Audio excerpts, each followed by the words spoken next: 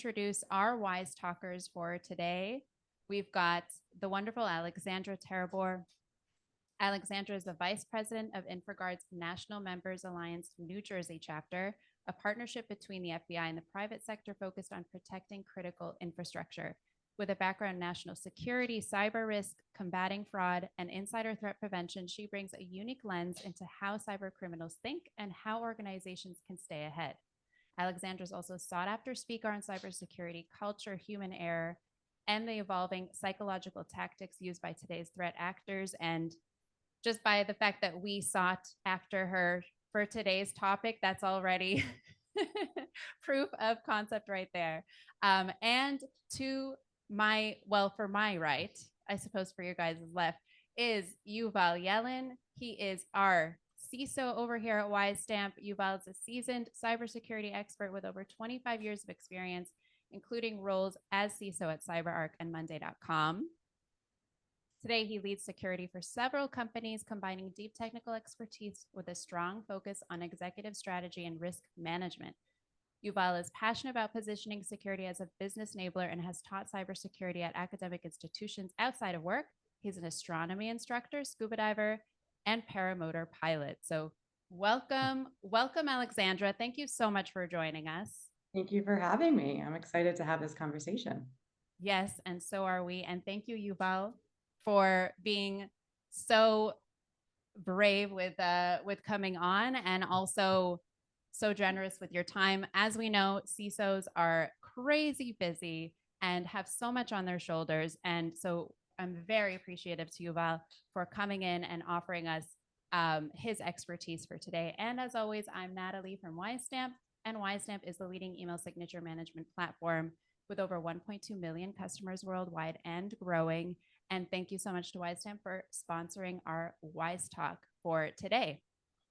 So on the agenda, we've got what cyber criminals are really after, how cyber criminals use psychological tactics, why email is a significant threat vector, and the ingredients, the secret recipe to a stronger defense system in your organization. So what I would like to start with today is, Alexandra, can you maybe walk us through what are today's most common motivations for cyber criminals? Yeah, definitely. Number one, which it has been for many years now and still is number one, is financial gain, right? So whether it's ransomware, business email compromise, cryptojacking, or stealing and selling data, it's to gain more money, to make more money. There is a play that's espionage or nation state objectives that's coming more prevalent in today's world, coming from the United States. We always say there's adversarial countries like China, Russia, North Korea, and Iran. Obviously, depending on where you're from, those adversaries might vary a little bit. But a huge bulk of bad actors are nation state actors, unfortunately. There's also hacktivism. So anyone who feels really strongly about a certain political ideology, they might decide to hack for that agenda that they have, or even insider threats. So there might be some ex-employee who's disgruntled who wants to go and delete some databases or install some type of backdoor into the system. And then lastly, coming from the InfraGard standpoint, is cyber terrorism or destruction, which helps, or it doesn't help, it goes against the critical infrastructure defense that we have and disrupts it and dismantles it. Not as big of a threat, but obviously a huge area of risk because we want to make sure everyone's safe. So financial gain is number one. However, these are all other motivations as well in today's day and age. And how organized are these cyber criminal networks? Like, we always think of maybe a hacker that's hiding in a room somewhere. But is it something more organized than that? Yes. Maybe walk us through it. It's very organized to the point that they actually operate similarly to legitimate corporations. So I think a lot of times you think of hackers as being that person in their basement with the sweatshirt on, like typing away, he, I'm so evil, right? But these are actually corporations. They make millions and sometimes billions of dollars, depending on who they are. Some nation state actors, it's a whole other avenue of revenue for themselves in these countries, right? Like, how can they afford all of the weapons that they have. Well, a lot of times through this type of operation, they create a way more money than you'd actually, I think, would think. It's very eye-opening when you dig into that world. But they have ransomware as a service, fraud as a service. I don't think we want to get too deep into this today, but if you go to the dark web, there's just so much there that you can buy as a service. These companies have customer support portals. They have support desks. They have specialized departments. So it really does operate as if it's a corporation, except what they're doing is obviously very illegal. And then with use of Tor, Proton Mail, Telegram, etc., these teams are actually global and they can create some supply chains as well. So it's incredibly scalable. And the losses, you know, I don't know if anyone on this call is familiar with FBI's IC3, but it's their Internet Crime Complaint Center. And every year they do a report. And I was looking at the 2024 report before this call. And just this last year, there's a $16.6 billion worth of losses for internet crimes. So, you know, I think, let me see, business email compromise is 2.7 trillion, it looks like. No, 2.7 billion, excuse me. Just business email compromise. And that's a hefty number, right? Every year, and those numbers are going up. So complaints rose 9% from 2023 to 2024. They used to get 2,000 complaints every month, IC3. Now they get around 2,000 complaints every day for the last 5 years. So it's a compounding issue, but I don't think it's anything we need to be scared of. We just need to be cognizant and wary of, right? And be aware of what we're doing on our own computers and on our work computers and phones. Yes, that's definitely an important one, the phones. Before we get to some of the more technical questions for you, Val, are there any real world examples maybe that you've seen of unexpected cyber targets or tactics? Yeah, I think it's important to realize there's almost an angle for anyone in any industry, big or small. You know, a lot of mom and pop shops are getting hit because they don't have the infrastructure and budget built to help protect themselves versus a larger company. One example that really comes to mind that set an amazing example was the MGM casino back in 2023. That was a social engineering attack that became a ransomware attack, shut down their operations for multiple days. They had an estimated, I think it was $100 million loss. That is a huge company. And when you think of casinos, you think of security, right? You think of them having these systems in place. But sometimes people are the weakest link. And that was unfortunately the situation that was there. There was also the LA school district back in 2022, where that was a ransomware that hit K through 12 and people's data was leaked. And that was, you know, I think it was 500,000 people of their data that was leaked, that was out there, just due to ransomware, which is something we've always kind of been wary of since the, you know, invention of the internet in the early 2000s. And then there was an issue in Luxembourg with business email compromise that they had to disclose during the SEC filing. But it can even be something as simple as you're buying a home and you get a fraudulent email and you wire your money to this fraudster instead of the actual recipient that it's supposed to be. And so you're buying this home thinking you put your down deposit to the right hands and it's in the wrong hands, right? So there's so many different avenues of where that can be, or even vendor impersonation. That's a big one that's becoming more and more popular now as well. They catch you off guard because it's a name you're familiar with, their sense of urgency. I think we'll probably talk about that more later, but there's so many examples to answer your question. They're endless, unfortunately. Yes. And so, Yuval, what types of data are most often at risk? So when we talk about security, everyone knows the CIA triangle, which is confidentiality, integrity, and availability. And when we talk about these 3 pillars, we think what can happen to our organization. I'm talking as a CISO, and what can happen to this type of information. But I think that it's really nice that you have such a triad, but I think that today we are talking about much more than that. Alexandra talked about financial information. I can't really say if it's part of the C, the I, or the A, because it's financial information. And we see a lot of attempts like you get an email from your CEO asking you to, if you're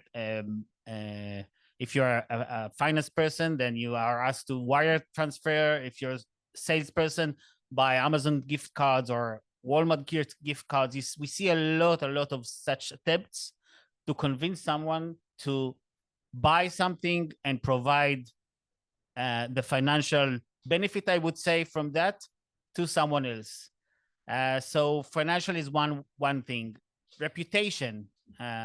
Alexandra talked about hacktivists and motivated hackers that are acting out of a political motivation. And this, I would put it into reputation, because you want to harm a country's reputation or some organization reputation and gain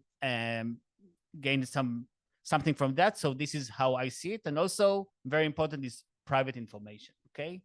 Because this is the way to market things. This is the way to contact persons. So you want to get as much private information as you can, so you can target more people. And the wider you send some kind of a marketing or an attempt to get something, the higher the chance that you will get a reply that will help you gain something from that. Thank you for enlightening us. So what trends as a CISO have you been seeing? So I talked about it a minute ago. I see that as I'm in this field for 25, 26 years, and I thought that phishing will go down one day because, it's an exhausted vector. But no, it continues all the time.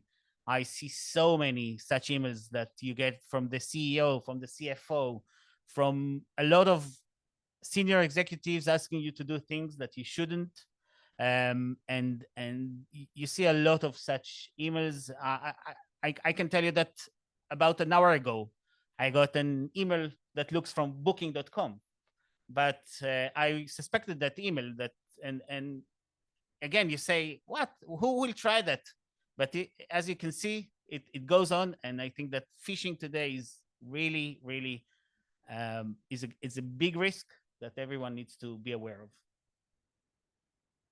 Yeah, thank you for that. So moving on to the more psychological tactics of cyber criminals, Alexandra, we could start with you. How has social engineering evolved? Yeah, I mean, there's so much technology that has developed in the last few years that's mainstream and open source that I think it's really created a world where it's harder to differentiate real versus fake. Even phishing, it used to say, look for typos, but now you can easily put content into ChatGPT and say, create fix the grammatical errors.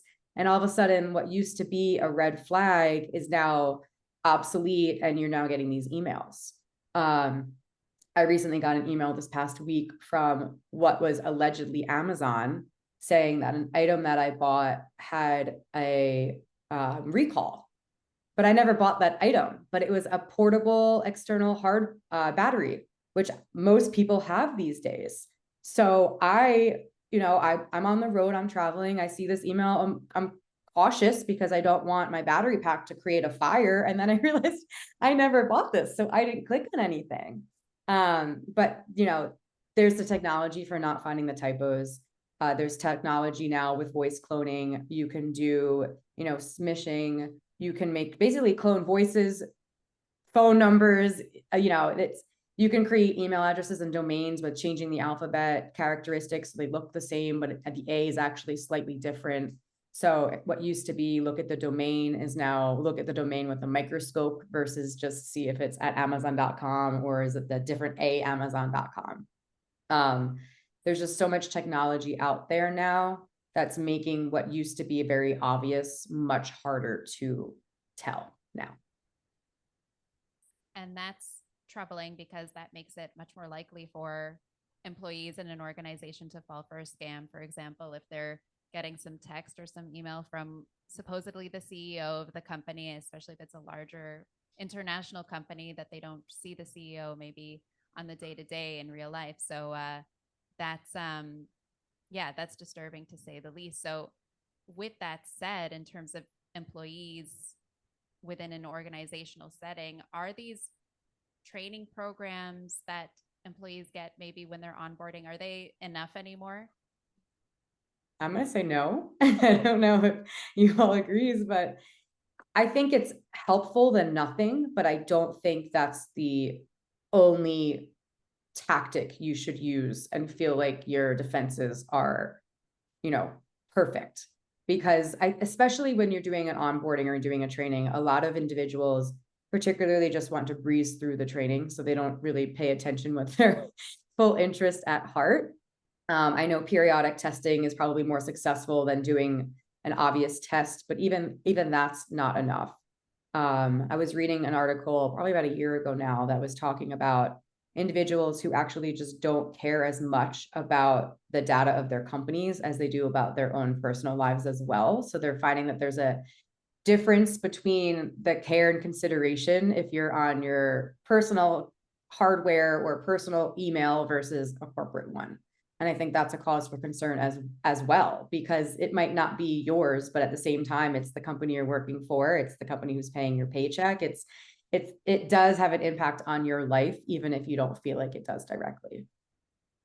And Yuval, what are you thinking with the companies maybe that you've seen, not necessarily the ones that you provide your CISO-ness to, your CISO No, they are services. perfect, Yes, of course.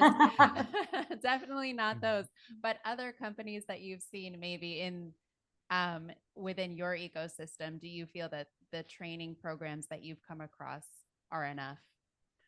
Not for sure, because security is like an onion. You build it layer by layer. Okay, you cannot just count on one layer and say, "Well, I did enough." The general rule is that one day this layer will collapse, and then you will be exposed. So, as I said, as I always say, training is not enough and technical solutions are not enough. You need to combine them. You need to make sure that you have all or most the technical tools that can block or can help you avoid any attack from one hand, and you need to make sure that your employees are well aware of the risks, so they will be the second layer or the first layer. It doesn't really matter. So you need to combine a few different methods or a few different vectors in order to eliminate as many threats as possible. And we will definitely get to that soon. I see that we have a question actually. By the way, hello to everyone who's joined. We've got Reban from India. We've got Kathy from Round Rock. We've got Ashley from Independence, Ohio. So Reban's asking, would you be willing to share your views on the hacking tactics employed by the People's Republic of China? Okay. I think that maybe we'll avoid speaking about China for now, but thank you so much for writing in. And definitely, if you have a question that's more general, not more political, then we will happily answer in today's conversation. So with that, I want to maybe move on to email specifically. So is email the largest threat vector? What makes it such a persistent weak spot in enterprise security? Yuval, I would love to start with what your thoughts on this are. So I think that email is so available to everyone that this is why it's a very common attack vector today. Okay. And more than that, we use our phones while we're driving, while we are on the way. How many times you've seen people cross the road with their phone and suddenly they get an email and they are the least protective or the least aware in that moment. And then you know that you caught them and you have them. And I think that today, with from one hand the ease of creating a mailbox and having this method of communication from one hand, and the fact that you are available all the time makes it much easier for everyone to use it. In the past, I only had email on my laptop, or I didn't have laptop. I had a desktop computer. I only at work, and when I was at work, I was in work mode. And today, I get the email work, the work email every minute. I wake up in the morning, and the first thing I check on my phone is what emails I got during the night. So and then you're off guard, and you are in much more you're much more susceptible to any fraud or attack. So I think this is why email is a very weak point that needs to be addressed very very specifically. And I guess it's like you're saying, when we're checking our emails nowadays, not in that workplace mode.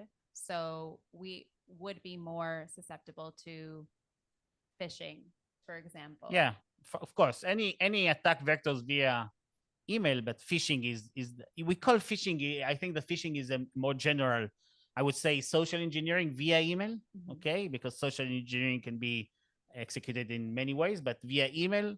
Again, if you think, for example, a phone call, my kids look at me and they're amazed that I call someone, because you today you do not call anyone, you text them either by email, but mostly by WhatsApp, or so and then when you get a phone call, you're suspecting immediately that something is weird here. But email, you get all the time. You use it. It's your identification. We do login by Google or by Microsoft, or it's your identity today. So this is why you're susceptible to more attacks via email, as I see it. And so what are some of the common weak spots, more technically, in email systems? So I assume that most of us have emails by external providers, okay, like Google, Microsoft. I think that these are the two most common ones. And when you go to your mailbox in Gmail or in Microsoft, the communication is encrypted, okay, because it's over HTTPS, what we call, or TLS, we want to call it. It's encrypted, and then they're secure. And if I send an email to someone that uses, let's say I use Gmail, and someone that uses Gmail, it will be the same. It doesn't go in any unencrypted method. But what happens if you have, if it goes out of the Gmail realm, okay? If it goes to Microsoft, or it goes to other email providers or email servers, then this communication between the servers most of the time is not encrypted. It's clear text, and there it's susceptible to eavesdropping or any kind of attack, or even since it's not authenticated, maybe some kind of masquerading, or some kind of fraud that it looks like it comes from an authenticated origin. And is there a role maybe that misconfigurations or outdated protocols might play in increasing this vulnerability? Yeah, always, yes, because you can. It depends, but it depends who you give access to your email. If I look at corporate email, okay, which it's not a private one, then someone manages it, okay, and when you manages it, you need to see that you manage the mailboxes correctly, and you need to see that you implement as much automation as you can to avoid human errors, and human errors can occur. So there is a lot of risk in email, and someone can misconfigure something or access, or and a lot of things. So can happen in case of an email misconfiguration. So what does a layered email protection look like in a more modern security stack? I would say that number one is employee awareness, as always. Yeah, the creature behind the keyboard, I call it, or the person behind the creature, the person behind the keyboard is the weakest link. No offense, I'm one of them also. And I'm terrified from the day I will fall in. I know it will happen, even though I'm super aware. never say never. Okay, it will happen one day, and it almost happened to me once. But um, employee awareness, of course, implementing email security as much as you can. You can implement SPF and DMARC, which are, I would say, in a more general way, it's a um, way to authenticate the sending party of the email. It's not everything, it's not bulletproof, but it helps you implement email filtering, implement sanitization, everything you can implement with a um, um, reasonable budget, do it. Well said. And Alexandra, I'll take it to you. What role does urgency or impersonation or familiarity play in cybersecurity attacks? Yeah, I mean, has a huge role in it all, because that's, if there's urgency, you don't take that tendency to stop and take a breather and say, is this seem legitimate or not? You know, it kind of clouds your judgment, because it's generally from someone that they're impersonating, that whether it's a family member who's in distress, or executive at your company, or someone that has an authoritative role on you, you don't want to necessarily go against their orders, right? Or put someone's safety at risk. So having this sense of urgency and then impersonation from someone of that level, it's this dynamic duo that you don't want. It's one that is a really bad combination, because it really just clouds your judgment. You're less inclined to stop and say, does this seem off, right? Unless that is, you're trained in that way to realize, right? A lot of companies now, if they're smaller size at least, are creating some sort of code or safe word. That way, if there is legitimate request where it's like, is this legitimate or not? And they don't want to question their authority, they can use this word and it's less offensive, but a way that necessarily like a hacker or a bad actor isn't going to know about. Just because it's very common these days, even though we're trying to train our employees and our family members to kind of watch out for these red flags. But you add in urgency and you add in someone with power, and all of a sudden people just seem to forget their own names and where they're from. And it's a situation that we're, I think, always trying to fight and find the resolution to, but we're finding workarounds that are somewhat more effective. But if you take those away, I don't think these scenarios would be as successful. Those are two variables that really make it as powerful and successful as they are these days. Thank you. And I want to take a second also to kind of zoom in on passwords, because this is something, especially coming from the employee side, in terms of what's a good hygiene in terms of security and behaving in a way that's safe within an organization, but also I suppose in your private life. Is password reuse across different accounts risky behavior? Absolutely. But I'm the kind of person where I don't even reuse the same email half the time.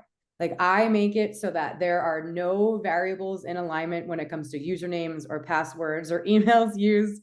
So I lock myself out of accounts more often than not, because I think I'm trying to be more secure. But absolutely, you should not reuse your password. And also, don't just add another number after it. I think so many people are inclined to put like an exclamation point at the end of a word, and then they have to make a new password. So they just do another exclamation point after that word. So now it's Tuesday, 2 exclamation points. And then the next one, they do a third one. And it's like, no, there's so many solutions now with password keepers and everything along those lines that's accessible to you.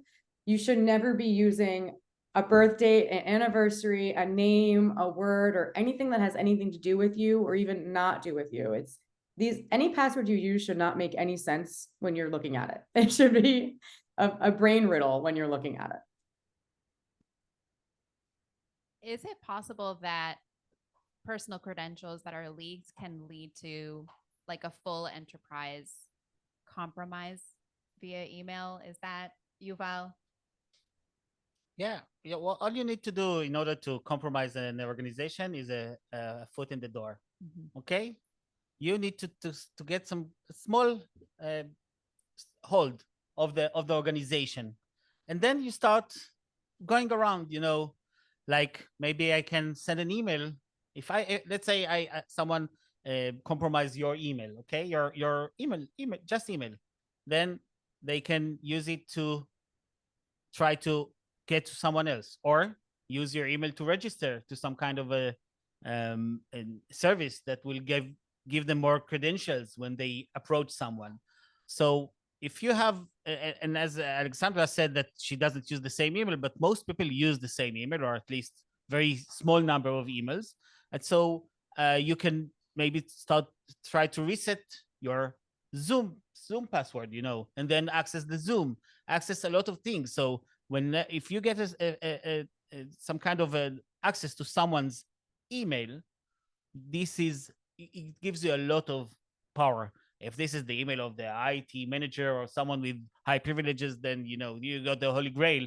But it's not always the same. It's not always this case. And you still, when you get some kind of a foothold, you can start going around, see what you can see, and then find your way to the IT manager or the privilege employees, privilege accounts, and then you get the holy grail. You can take over the organization.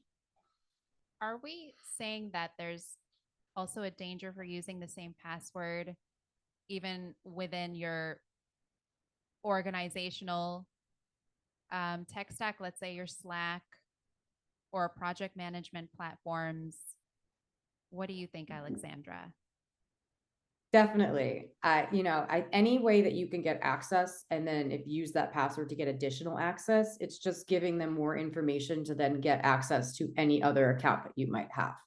And even past your account, they might get into an account that then has some financial information about you, or your name and your address or date of birth, an additional PII that's just going to snowball into a bigger issue for you to clean up later on, simply because you reused your passwords. We actually have a question from the audience. We have a couple questions from the audience. So this is a very hot topic. So thank you both again for sitting down with me. One person asked, can you elaborate on the safe word technique? Yes. Yes, thank you, Alexandra. That was Alexandra brought that up.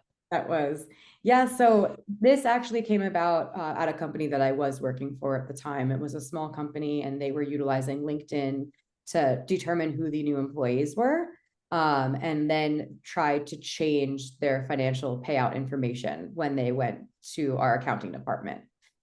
So we created a safe word that way. We knew, because of the fact that there is deep faked video and AI and voice nowadays, we wanted to get ahead of it and make sure that now you can no longer really believe that if that person is calling you, if it's actually that person. Yes, you can hang up and call that person directly, but we thought creating some sort of safe word would help us realize that we were on the same team and actually having a real conversation. It doesn't need to be a particular word. It could be a phrase. It's just a way to legitimize what needs to be said. But we didn't have that ever in writing. It was stated during a Zoom call, town hall meeting. That way, if your emails were hacked, it's not going to be someone reading through the email to find the safe word or safe phrase and then utilizing it against us. Yes, that would totally go against the whole point of things. And David Corman is actually asking us about multi-factor authentication passkeys, which brings us already to our next question, which is for Yuval, actually, the importance of enforcing strong password policies. Please bring that home for us. So, yes, you need, as I said earlier, you need to implement as many methods as you can, okay? I know that there is a lot of articles about that passwords are dead, they are not relevant anymore. I somehow agree, but I still think that strong password is another fortification to your security, okay? It's not the best one, it's not the most important one. Yeah, MFA is very strong, but again, in order to be able to invoke the MFA, you need to bypass this password issue. And if it's a strong password, then there's the first step that you need to pass. And also MFA is not bulletproof. And we saw about 2 years ago, there was an incident that someone decided to attack someone and just send him the MFA request about 20 times, and he declined until he for some reason approved, and he was hacked. So MFA is not bulletproof, and this is exhausting the person. Nothing is bulletproof, so you need to add as many layers as you can, so you can make sure that or provide the best security. And David actually asked for passkeys. Do you think a physical key or a biometric is preferable? I don't think that is really feasible these days. We have remote employees. We have, here at Wisdom, we have employees around the world, and starting distributing something physical is not easy. Yeah, fingerprint we have with us all the time. This is a good advantage. It can be nice. It can be good, but there are concerns about fingerprints in some areas of the world because it's a biometric information about the employee. So I think that if you can implement it and you have no legal issues, do it. If it's feasible, if it's not annoying too much to your employees, you need to make sure that you do not annoy the employees. You take them with you in this security journey. So I think that it would be a good solution if it works for your company culture. Shout out to David for those questions. Thank you. And keep those questions coming. I know there's a couple more. I'm going to move on to our agenda over here. So I want to take another step forward and discuss email signatures for a moment, because that's something that we think about around the clock here at Wisestamp as the email signature management platform. So Yuval, how does having an email signature solution like Wisestamp actually help with security? So it adds some kind of authenticity to the email, okay? Because if I will get an email from Wisestamp CEO and he doesn't have a signature, it will raise a red flag. If I work with a company that has an email signature solution, you expect to see emails with an email signature because it's centralized. It's not configurable by the end user. It's configurable by the IT manager or whatever you have there. So I think that this adds a method of authenticity. Most of the attackers, they do not gain an email you sent and then use it.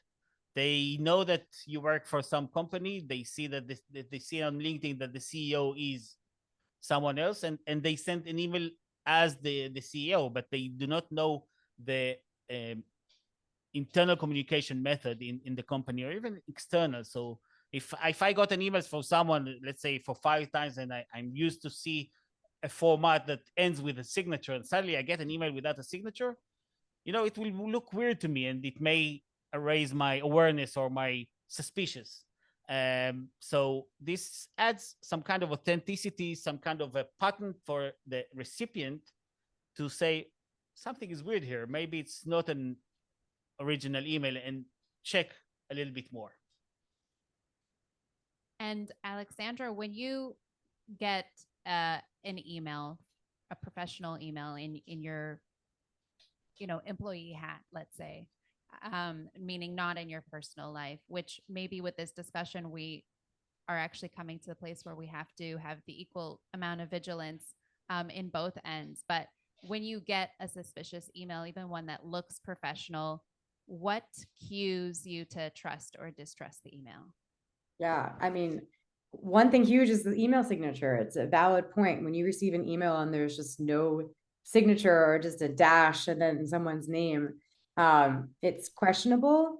Even formatting, I think it's with a grain of salt, because you can get a really nicely formatted email and it could be fraudulent, but you could also get an email that's just free form typeface. Chances are you're not going to be getting that from a legitimate business transaction, right? We have to look at some of the emails come through that are like allegedly DocuSign. But if you're not expecting a DocuSign, you probably don't need to worry about that email. That you have to think about time and place, because sometimes you just get emails where it's not relevant to your life. I think also I've almost fallen for a handful of tricks because we're just getting so good these days. I don't fully follow the SEC ruling and the different laws that are placed. And I received an email stating that because of some ruling, I needed to change the custodian for my banking. Again, I was traveling, so I just marked it as unread. And when I was finally able to be at a place where I could pay attention to it, I did. And I thought this was a really questionable email. So I went to the fraud department of the alleged company that was sending me the email. And I said, is this legitimate? And they said, absolutely not. Sometimes when there's a sense of urgency, you do have a leeway with that timeline because you're contacting the company to verify it, right? And I think they would rather not have to worry about not knowing about this fraud as well. Like, they really appreciate you letting them know that this is going around so that they can actually formally alert their own customers, their own employees, but also try to put something in place to help protect everyone and stop that. So those are kind of ways that I think, in addition to what I said earlier with the email domain being different or finding different errors grammatically or typos in an email. I mean, people do make mistakes and typos do go out, but if you're finding multiple of them in an email, it's kind of a cause for concern. But honestly, I feel like every day or every week, there's a new, that's kind of why I love being an investigator and working in the fraud world. There's a new approach and no day is the same, because just when you think you've figured out a way to stop the, hemorrhaging from occurring, there's another situation that's causing you to bleed, and then you have to figure out a solution for that. Unfortunately, these criminals are very intelligent and really good at creating problems and finding some workarounds. So you're constantly trying to, stop that bleeding from occurring. But those would be my suggestions for this current day. Ask me tomorrow and I might have 5 more. Yeah, in fact, we have someone that wrote in, Jennifer, and she's talking about in the last even 7 months, the advances that we've seen with AI, as you mentioned, with all the deep fakes and everything. Have you seen a scam just in the last maybe half a year? She's asking, that is already heavily using AI tools.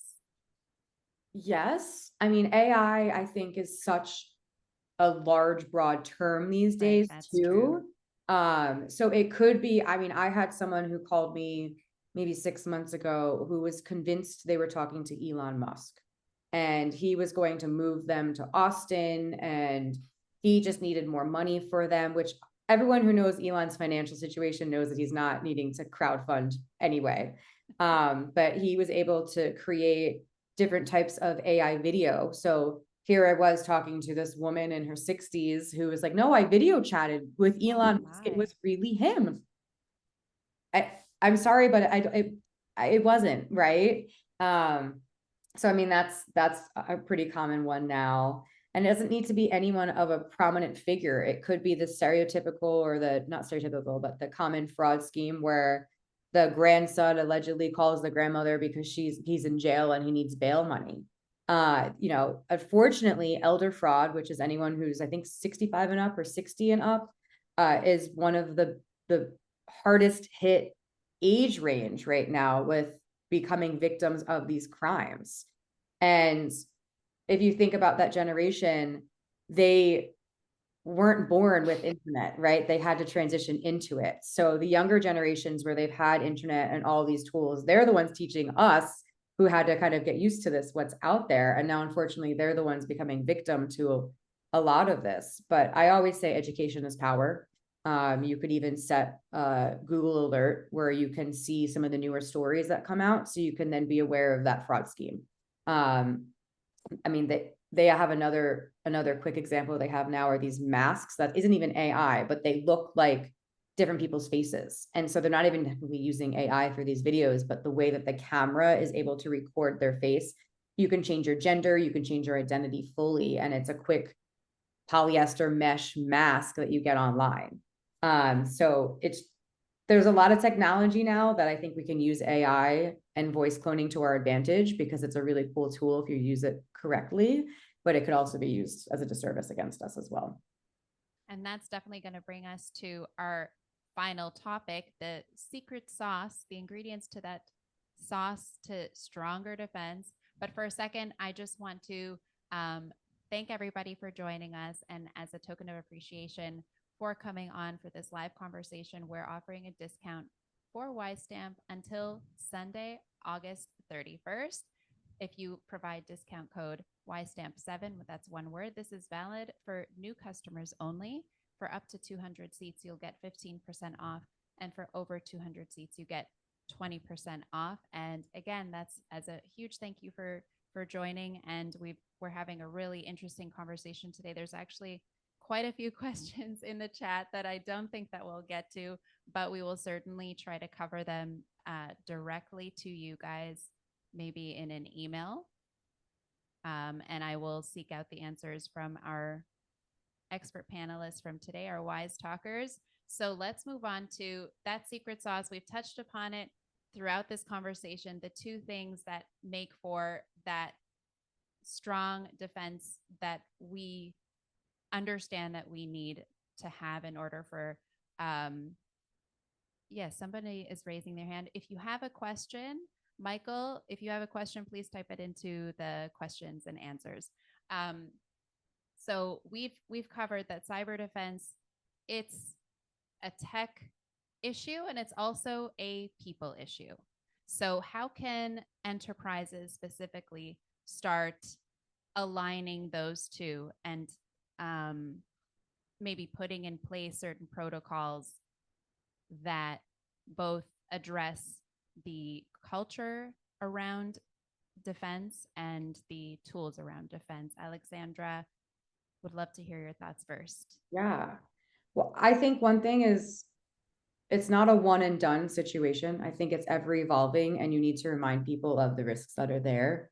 I know I worked for various corporations where there was a fraudulent attack against us or an attempt against us, but it wasn't ever communicated to other employees.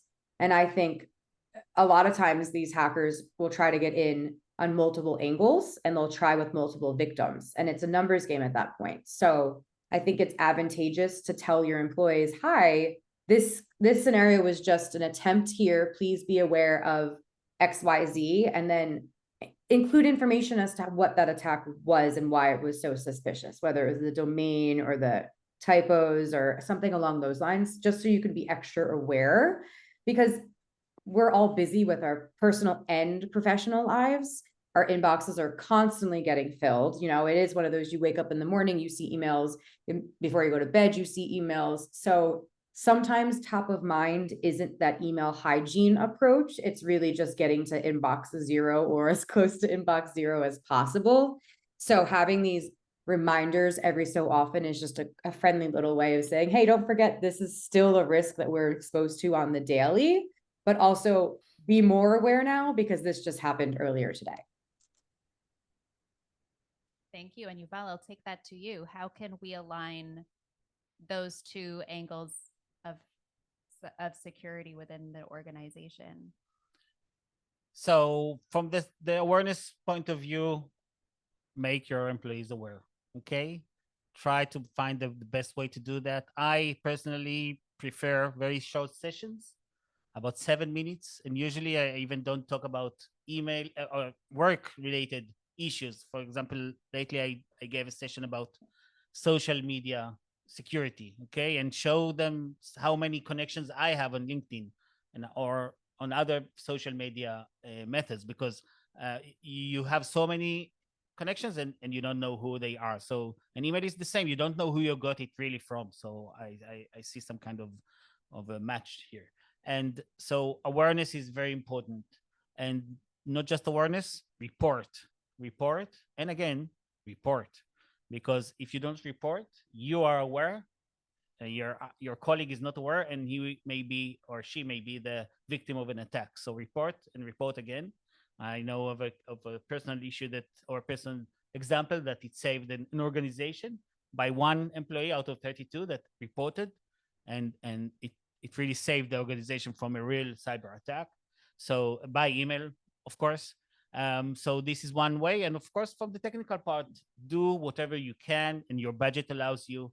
And the culture of the organizations allows you to implement security solutions. Okay, email filtering, content. I forgot the term, but scanning the attachments, marking suspicious emails, spam, or anything that looks suspicious. Do whatever you can that aligns with your company's culture. You don't want to annoy the employees because then you won't get any cooperation from them. So awareness and technical solutions together. Yes. Yeah, that's a pretty fine balance, I suppose. But on the other hand, an employee, if the time is taken to maybe explain the process and why things are set in place, then that might address the annoyance factor.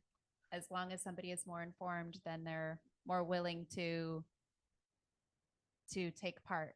I agree, but for example, there are some kind of email scanners that take time, and you're waiting. Someone said they just sent you an email and you don't get it because it takes 1 minute, 2 minutes, 10 minutes if it's a big attachment or something like that. So you need to see what works best for your organization. Yes, explain to them that they are part of the security effort or the security journey, I would say, and then you get more cooperation and less annoyance of security methods. Okay, so yeah, I agree, but at the end, you need to be part of the organization. You cannot force yourself on the organization because then you get less cooperation and the security will be worse and not better.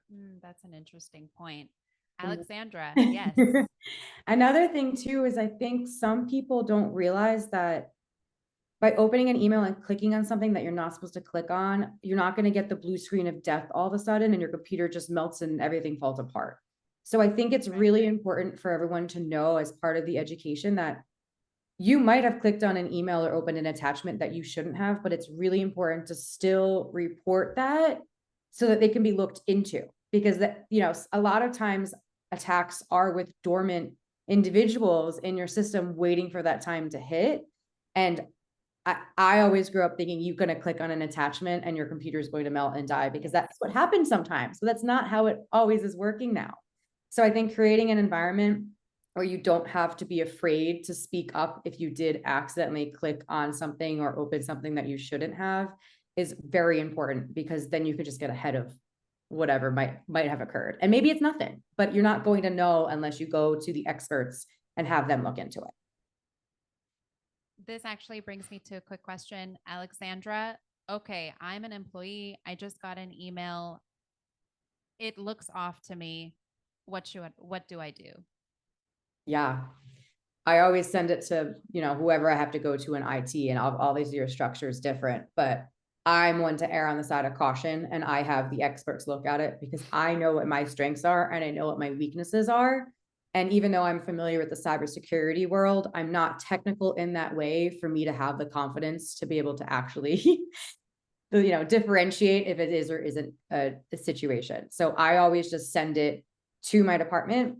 However, it depends on your organizational structure. So you can just call them or email them and say, hey, I received an email that I'm not sure about. How do you want me to send this to you for you to see? Is it a screenshot? Do you want me to forward it to you? Do you want me to add it as an attachment? And see what their preference is. So I wherever I work, I have the security at email. So and employees are instructed to forward everything they suspect to this email. They also mostly today they have Slack channel that they can report. And I always say I'm willing to get 1,000 false positive and not miss one true positive. Yes. Because the effect of a one true positive that was missed is devastating. And this is why I don't mind and never think that you've done something dumb or you're too paranoid or something like that. Send me whatever you think. It's okay if it's okay. That's really well said. And you guys mentioned training programs from within the company. Is there some sort of training program? Actually, Colleen wrote in and she's asking if there's a training program that you recommend. So I use phishing simulation platforms. Okay. I'm still thinking if how efficient it is, mostly because as a multinational company, they are focused to the American market. For example, if you tick banking, mostly you will get a fraud email from an American bank. But if you do not live in the United States, it's not relevant for you. So I need to I see that it has efficiency. It is effective. I can't say that it's 100% effective. I said about everything. Nothing is bulletproof. Okay, so I do recommend use it. Work with it a lot. Okay, make sure that the emails that are sent out are not, they look authentic as a fraud. Okay, not authentic as the sender. Okay, authentic as a fraud, so you won't lose the employee cooperation or the employee awareness. Alexandra, do you have one you recommend? There are so many, and honestly, it depends on, I would say, the budget of your corporation. Because there are some enterprise levels, and then some of them aren't even available if you're a smaller size company. I mean, I would just say do your research. A lot of times, even the curriculum isn't fully updated. So if you have an employee who's working with you for 3 years, they probably already know all of the templates that are being used anyway. So you do want a program that is constantly working on their content. That way your employee isn't getting stale, because if it's a service that you're paying for, you want to make sure you're actually getting the benefit and what the outcome you're supposed to get from that. Well, thank you both so much. I really apologize to everyone who's written in your questions. You guys have no clue how many questions we have in the chat box, Alexandra and Yuval. Well, Yuval's peeking over my shoulder, but I will actually do my best to export these to a doc and try to get them answered from Alexandra and Yuval. I know you guys are super busy, but we'll do our best to get back to you guys. And I want to thank all the attendees for participating. You guys have been amazing. And thank you so much for joining. And just the fact that you are here shows that you are taking strides to be more vigilant and to be more educated. So hats off to you guys for sure. And as for, yeah, thank you for those emojis. Yeah, keep them coming. Thank you everybody for attending. We're going to have webinars coming soon. We're going to have a summer break, but we should be back online in September. Please follow our LinkedIn for updates on that. And again, if we didn't get your questions today, we will do our best to get back to you on email. And follow us on LinkedIn, Instagram, Facebook, X. We have a lot of updates over there. Alexandra, where can people find you? LinkedIn. I do have an Instagram, Friendly Fraud Fighter. I haven't put content out as much as I should though, but LinkedIn is definitely, I would say, where you can find me. I have a Friendly Fraud Fighter page, also just my name, Alexandra Tarabor. I think it's CFA MBA or MBA CFA. But if you do my first name, last name, I'm the only one with that name in the world. So it's me. Amazing. And Alexandra actually puts out a lot of really interesting and engaging content and things that are very pertinent to today. So anyone who has questions about what's going on today in the world of cybersecurity, both as an employee or as a personal individual trying to manage through this world, definitely follow her. Her posts are amazing. And thank you both so much again. This has been amazing. Thank you very much. And as always, I'm Natalie, and I'm looking forward to seeing you all next time. Thank you. Thank